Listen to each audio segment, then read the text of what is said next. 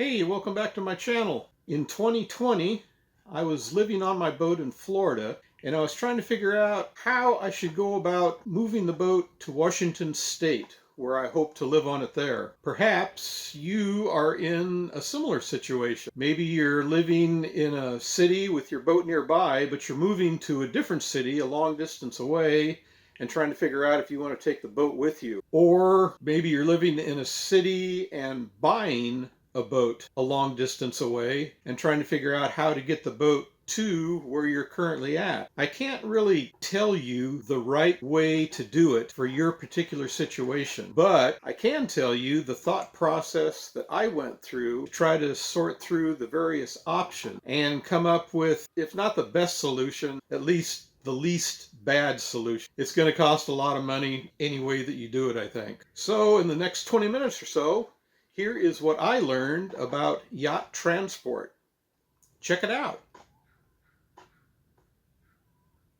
Okay, here comes the disclaimer. First of all, let me say that I am in no way associated with the yacht transport industry. Also, I am not endorsing any of the commercial websites that you are about to see. I'm just using them as examples of what you are likely to find on the web. Finally, I am not an expert in this field. I'm just passing along what little I have learned about yacht transport. After thinking about my relocation dilemma for a while, I came up with at least 5 ways that I could switch from living on a boat in Florida to living on a boat in Washington State. The list of options I came up with is: number 1, I could have one boat on each coast. Number 2, I could sell my boat where I am and buy another boat where I'm going. Number 3, I could cruise the boat I have from where I am to where I want to end up. Number 4, I could send the boat cross-country on a truck. And number 5, I could send my boat to its final destination on a ship. Let's talk about each one of these options. How about having one boat on the East Coast and one boat on the West Coast? This isn't as wild of an idea as you might initially think. It's the same idea as having a second home, except this second home would float. The problem is, it is not an inexpensive option. Buying one boat is expensive enough. Having 2 boats, not only with the purchase price, but with all the upkeep and insurance, those numbers add up in a hurry. And you know, the biggest thing that turned me off of this option is that I spend quite a bit of time already maintaining the one boat that I have. I'm afraid that if I had one boat on each coastline, I would just end up spending all my time doing maintenance on those 2 boats. Okay, what about the next option? I could sell the boat that I'm on now in Florida and then buy a different boat once I get to Washington State. The 3 things that kind of turned me off of this idea were cost, time, and sweat equity. Let me tell you what I mean. For costs, if I would sell my boat, it would sell for a much lower price than what I bought it for. It's the old depreciation thing. It's the same deal for our cars as it is for most of our boats. They go down in value over time. Another cost would be I would have to pay a yacht broker roughly 10% of my boat's selling value as his commission when I sold my boat in Florida. And the third cost would be the potential sales tax consideration where you're buying the new boat. Some states have it and other states don't. The next general item is the time penalty. I live on my boat, and it's going to take time for me to sell my boat in Florida or anywhere else for that matter. I personally did not want to remain in Florida for months or years until my boat sold. I didn't care for the climate, I didn't like the threat of hurricanes in the fall, and I didn't like the fact that the cost of insurance for my boat was twice as much in Florida as it was in Virginia. The final category, sweat equity. Like most owners, I put in a lot of labor to make my boat the way I wanted it. It didn't necessarily increase the value of the boat, but it made it a nicer boat for me to own. If I was to sell my boat in Florida and buy a new boat in Washington State, I would have to start over from scratch on this new boat, making it the way I really wanted it. For me, I took a better the devil you know kind of point of view and hung on to the boat that I already was familiar with. The next option would be for me to cruise my boat from where I am to where I want to end up, or I could pay a captain to deliver the boat for me. I personally rejected this option because I didn't feel that my boat would do very well in the Pacific Ocean. Heck, on the Great Loop, I had enough problems getting down Lake Michigan. But just for fun, let's talk a few more minutes about hiring a boat delivery captain to move your boat from where it currently is to where you want it to be. The internet is absolutely overflowing with delivery captains looking for work. You should obviously not expect to get a highly experienced captain for the same price as a new captain who is looking for his very first delivery contract. You get what you pay for.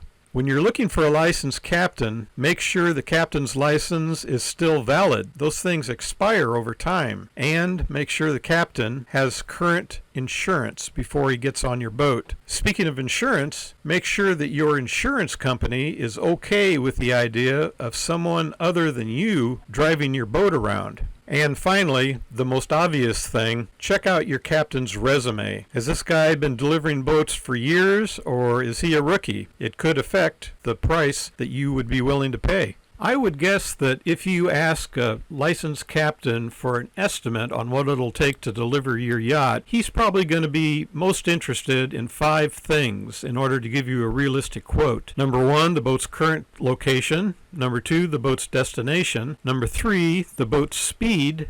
Number 4 is the boat's draft. This could be significant, especially on the ICW. If you've got a sailboat with a deep keel, that might make it sort of impractical for a captain to make a long delivery in a reasonable amount of time. He might want to go offshore in that kind of environment. On the other hand, if you've got a powerboat with a relatively shallow draft, that might mean he can stay on the ICW, which could be good or bad for you, right? The ICW is much more sheltered, but on the other hand, it's a lot more twists and turns than going in a straight line out in the Atlantic Ocean. And finally, number 5, your boat's condition. Nobody's going to expect a licensed captain to deliver a boat that is not seaworthy. If your boat is not in good shape with a reasonable amount of safety equipment on it, you can expect to spend some money to get it up to the point where it would be a good risk for that captain to take down the waterway. In addition to making your boat seaworthy, I can think of at least 8 other things that could potentially impact the price of hiring a captain to do the trip. Number 1 will be whether or not your boat is small enough that the captain can do the delivery himself. He might have to hire crew, and crew is probably not going to be free. Number 2 would be the captain's travel charges to get to the boat. And if he's got crew coming along to help him, maybe the crew's travel charges as well. Number 3, the captain's daily rate. In this category, the faster boats are going to come in cheaper because the faster boat will get to the finish line quicker, and so the captain's daily rate will be less than the same boat going the same distance with a much slower cruising speed. On the other hand, the 4th item I can think of is your boat's fuel bill. You should expect to be paying for the fuel, not the captain. And the faster boats are going to burn more fuel, and they're going to cost more money. Number 5 will be whether your captain is planning on traveling non-stop out in the ocean until he reaches the destination, or maybe he's planning on staying inland and staying at a marina every night. Marinas are not cheap. They're going to affect the final price. Item number 6 is going to be weather. If your captain gets stuck in port somewhere for a long time because of bad weather, you can't expect him to sit there for free. He's probably going to be charging you something whether or not the boat is moving. Item number 7 is unforeseen stuff. And boy, anyone who has owned a boat for a while understands that stuff breaks. The longer you're out on a passage, the more the likelihood that something's going to break. You can't really expect your captain to sit in port and wait around for free while the boat is being repaired. This is one of those expenses that you can't really figure out ahead of time. The next option is transporting your boat on a truck. This option is used a lot if you are, for example, living in Charleston and you buy a boat in Knoxville, Tennessee. It is going to take a long long time for a delivery captain to go by water on your new boat from Knoxville to Charleston, but on a truck, it's not that far. Before I purchased my current powerboat, I owned a sailboat. I had that boat trucked across the country twice. The sailboat was longer and heavier than my powerboat. But when I asked the trucking companies for a quote on pulling my powerboat from Florida to Washington State, they were not interested. Why? The problem was not the weight or the length of the boat. The problem was the height of the boat. My powerboat was not going to fit under all the bridges. A yacht transport trucking company is going to need to know at least 4 things about your boat: the boat's current location, the boat's destination, the boat's dimensions, length, beam, and height, and the boat's weight. Let's talk about some of those in a little bit more detail. The boat's beam is pretty easy to figure out. It is what it is. The boat's length may be a little less obvious. Can you remove the bowsprit on your boat? That'll cut down on the length. Do you have a swim step on the stern? That might cut down on the length as well. And cutting down on the length might cut down on the transport costs. The toughest parameter in my experience to determine is the boat's height. For that example where you're living in Charleston and you buy the boat in Knoxville, the broker in Knoxville is probably at best going to only guess at your boat's height. And when I say height, I mean the height from the bottom of the keel to the highest point on the boat that cannot be removed. If you've got a mast, can you remove the mast for shipping? If your new boat has an arch, can you remove the arch for shipping? If you do have to measure the height, I found that the best place to do that is when the boat is hauled out on a boatyard lot. If the boat is in the water, about the best you can do is measure the height from the highest point on your boat's structure that you cannot easily remove, measure from there down to the water line, and then add the draft of the boat. That should give you a pretty good number for the height. Also, if your boat is a popular model and there's lots of them, you may be able to ask other owners on the internet what they know about the height of your yacht.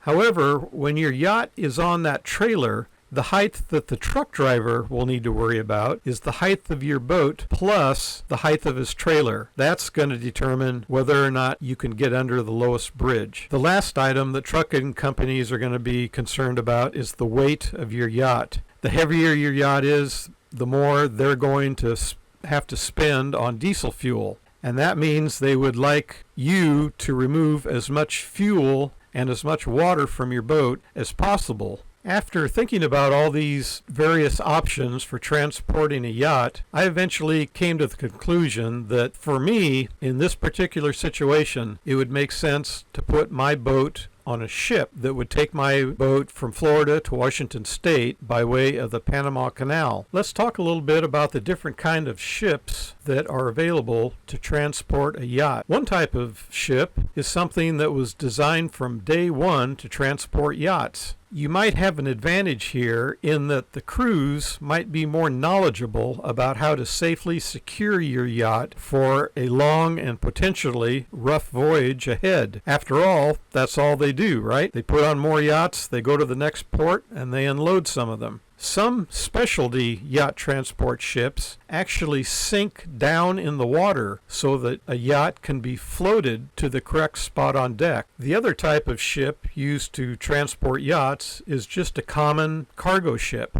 On these ships, a yacht is just one more type of cargo that can be lashed to the deck. The more general deck cargo ships greatly outnumber the number of yacht transport specialty ships. So if you're in a hurry to get out of a particular port and to your destination, you might have to wait much less time for one of these general deck cargo ships than a specialized yacht transport ship. But on the other hand, you know, the crew on this general deck cargo ship, they might not be all that familiar about about the care and feeding of a yacht that's being transported through a potentially stormy ocean for a great distance. When I thought about all this, I decided that it was important to me to get the boat to my destination as quickly as I could, and I decided to opt for putting my boat on a general deck cargo ship. You will need to hire an agent to work out all the gory details on getting your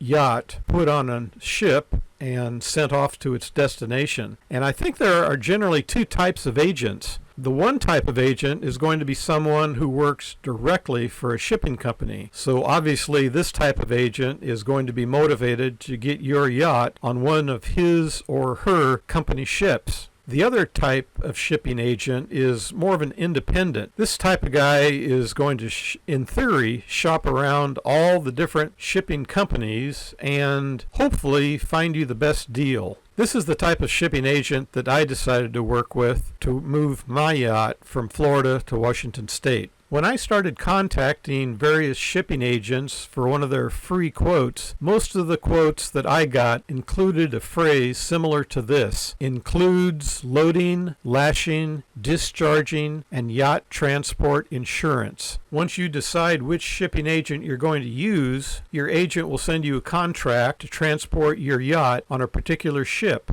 To activate the contract, you sign on the dotted line and give the agent a deposit now, and then pay off the remaining balance later. When I looked through the contract that I was supposed to sign, I wasn't too pleased about it. It looked to me like the contract was all about holding the shipping company and your agent absolutely faultless no matter what happened to your yacht along the way. For example, if the ship did not show up on time for the loading, you were still bound by the contract to wait until it does show up. Also, if your yacht is damaged for any reason, the shipping company says it is not liable for any of the damages. Even if the ship runs aground or runs into another ship and your yacht is damaged, the shipping company is not liable for any damage to your yacht. If the shipping company decides it wants to put your yacht on a different ship partway through the delivery, they can do that. And if you get cold feet and you decide you want to cancel the contract, you pay a penalty fee of 75% of the original freight charge. Legally speaking, about your only friend in this matter is the insurance you buy to protect your yacht while it is being shipped. If you want, you can buy your own insurance independent of your shipping agent. I went with the insurance supplied by the shipping agent. On the contract that I signed from the shipping agent, the name of the ship and the approximate loading dates were both specified on the contract. If this is the case for you, before you sign on the dotted line, I would suggest doing a sanity check that I should have done. You can look up your ship's current location on the web at a site like www.vesselfinder.com. There's a number of these websites. You basically just type in the name of the ship and it shows you on a map where the ship is currently located. After that, you should use something like Google Earth to measure the distance the ship will have to travel to get from where it is to where your yacht is going to be loaded aboard that ship. Assume the ship will travel at approximately 15 knots. And from all of this data, you should be able to calculate roughly how long it will take the ship to get from where it is to where it needs to be in order for you to load your yacht aboard it. If that ship has a long way to go and a short time to get there, maybe instead of signing the contract, maybe you should speak with your shipping agent before going any further with this particular contract. If you plan on shipping your yacht between the U.S. East Coast and the U.S. West Coast, you need to be aware of some U.S. legislation called the Jones Act. This law basically says that in order for you to ship stuff from one U.S. port to another U.S. port, you need to do it on a ship that was not only built in the U.S., but also it has to carry a U.S. captain and crew.